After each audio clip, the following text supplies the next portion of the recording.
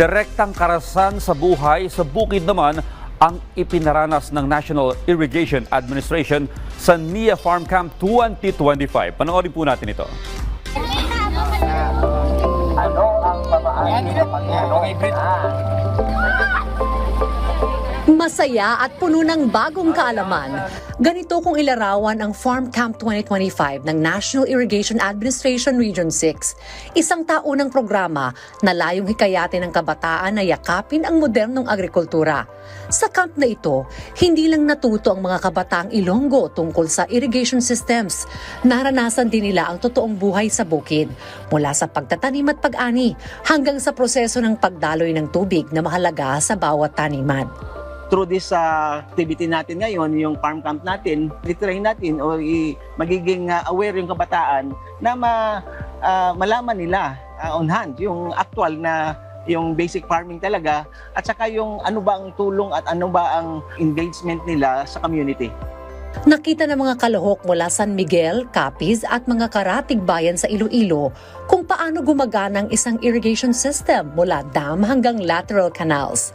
Nasubukan din nila ang pagsakay sa kalabaw, paggamit ng traktor, pagbayo at pagtahop ng palay o rice pounding, pagluluto ng bigas at crafting gamit ang dahon ng niyog. Ako nga po pala si Danica Faith Alibay. Natutunan ko po ngayong araw, simula pa lang po natutunan ko na paano makipag-usap sa iba, makipag-socialize. Natutunan ko rin paano gumana yung dam, paano dumadali ang mga tubig mula sa dam, sa main canal hanggang sa lateral. Ang ganda lang po kasi. Ibang kabataan ayaw na sa farming, ayaw sa pagsasaka kasi mahirap at maliit daw yung kita. Ano yung masasabi ninyo sa mga kabataan na yun? Bakit importante na yung mga kabataan gaya ninyo, iwag iwanan yung pagsasaka kasi yan yung bumubuhay sa atin? Ano yung mga mensahe nyo sa kanila? Alam nila kung ano yung importansya ng pagtatanim kasi ito yung source ng ating pagkain, especially yung rice. Kasi dahil sa mga farmers, doon tayo nabubusog. Dahil sa mga gawa nila, sa trabaho nila, sila yung nagpo-produce sa atin ng pagkain po. Sasabi ko sa mga kabataan ngayon na mag-try din sila ng mga activities na kagaya nito dahil dito buong katawan mo na-exercise, pwedeng humaba pa ang buhay mo dahil nakaka-exercise ka everyday. Sa kasalukuyan, ang average age ng Filipino farmers ay 57 hanggang 59 years old. Malinaw na senyales na papalapit na sa pagretiro ang malaking bahagi ng ating magsasaka.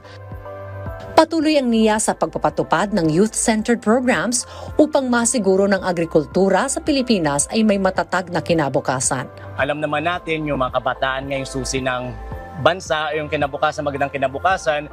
But we should act also as a government agency. We should do our part, not just to give programs and projects, but of course to uplift the importance of agriculture. So this youth camp or farm camp, isa sa mga paraan para ma-retain natin o ma-save natin yung problem sa agriculture, that is the farming generation gap. Ang farm camp ay higit pa sa training. Isa itong investment sa susunod na henerasyon. Sa pamagitan ng mga ganitong programa, unti-unting nabubuo ang bagong batch ng agri-leaders na may modernong pananaw at tunay na malasakit sa sektor.